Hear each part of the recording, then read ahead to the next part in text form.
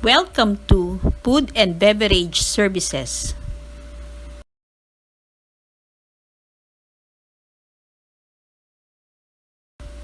Food and Beverage Services. Lesson Information 1.1. Food and Beverage Operations.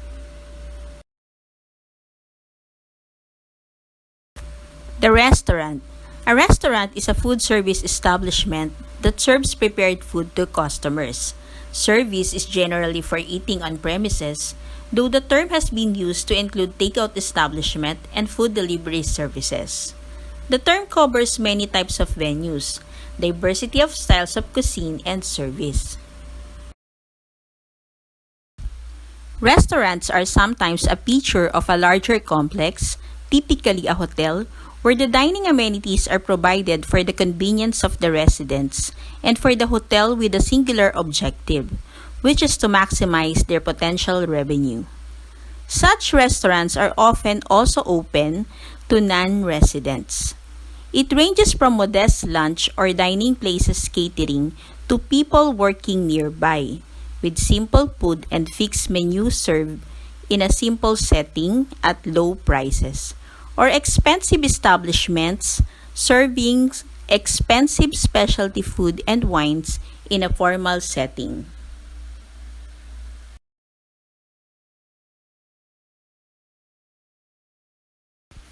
The function of a restaurant. The function of any restaurant and bar may be summarized as follows. First, to provide food and beverage, serve attractively, fulfilling customer expectation. Second, to provide a nice environment where guests can enjoy the food and drinks. And of course, to make a profit. Types of restaurant. There are different types of restaurant. First is the cafeterias. Cafeterias are restaurants serving mostly cooked or ready-to-eat food arranged behind a food serving counter. A patron takes a tray and pushes it along track in front of the counter. Depending on the establishment, servings may be ordered from attendants or selected as ready-made portions already on plates or self-serve food of their own choice. Another type of restaurant is the fast food restaurant. Fast food restaurants emphasize speed of service and low cost over all other considerations. The next type of restaurant is the casual dining restaurants. A casual dining restaurant is a restaurant that serves moderately priced food in a casual atmosphere. Except for buffet-style restaurants, casual dining restaurants typically provide table service. A casual dining comprises of a market segment between fast food establishment and a fine dining restaurants. Family-style restaurants. A family-style restaurant are restaurants with a fixed menu and fixed price, usually with diners seated at a communal table, such as on bench seats. Often, these restaurants provide children play area.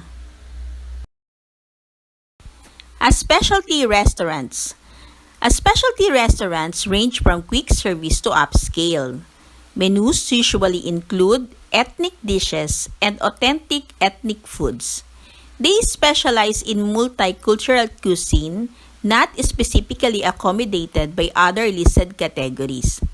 Examples of these are Asian cuisine, Chinese cuisine, Indian cuisine, and American cuisine. Staffing and management for a restaurant. Staffing and management. The focus of recruiting service personnel and management staff should be effective delivery of services and proper management of daily basis, plus long-term goals of the restaurant. The restaurant staffing depends on size, cover, style, and type of the food and extent of the operation. But remember, the key for effective management and service delivery is the teamwork. The following personnel shows a structure of medium-sized casual dining restaurant. Restaurant manager.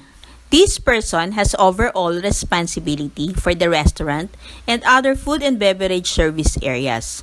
The restaurant manager sets the standards for service and is responsible for any staff training that may have to be carried out on or off the job. He or she makes duty rosters, holiday schedules, and hours on and off duty so that all the service areas and outlets run efficiently and smoothly.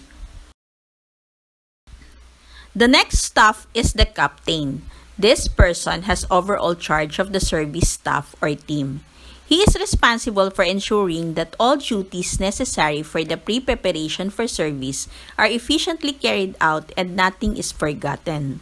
The captain helps with the compilation of duty rosters and holiday schedules and may relieve the restaurant manager on their day offs. Next is the waiter. The waiter must be able to carry out the same work as the station head waiter and relieve him on days off. The waiter will normally have less experience than the station head waiter. Both the waiter and the station head waiter must work together as a team to provide efficient and speedy service. Next is the trainee or apprentice. The trainee is the learner having just joined the food service staff and possibly wishing to take up food service as a career.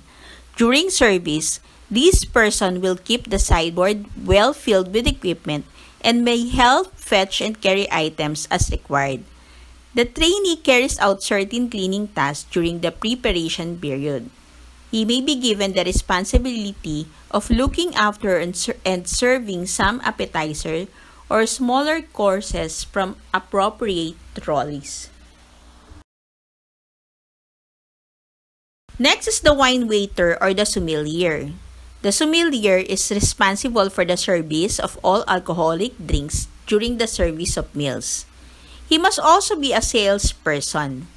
This employee must have a good knowledge of all beverages available, the best wines to accompany a certain foods, and the liquor licensing laws applicable to the establishment and area.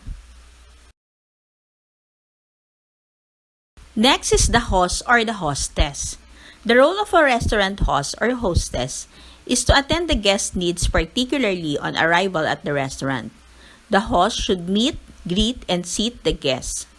The host should make sure that guests leaving the restaurant have enjoyed their meal. The host is usually the final contact point of the guests, and this is the sales opportunity. The barman.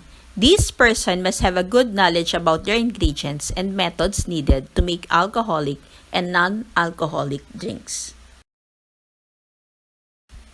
The food service system.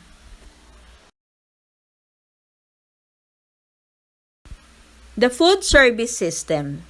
First is the conventional food service system. This service system is the most common of all systems in the food service. In this kind of system, ingredients are assembled and the food or dish are produced on-site. This system is usually used in cafeterias, restaurants, small hotels, and school canteens.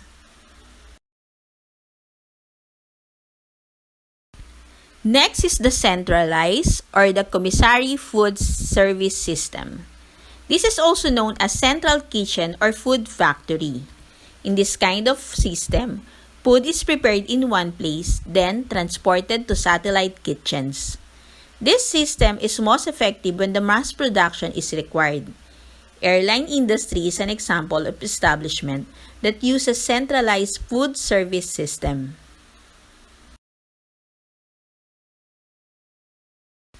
Next is the ready-prepared food service system. In ready-prepared food service system, the food is produced on-site. It is usually chilled or frozen, then reheated and served to customers on-site and readily available to the customers. Ready-prepared food service system is usually used by hospitals and prisons. Here are some examples of different restaurants and restaurant settings.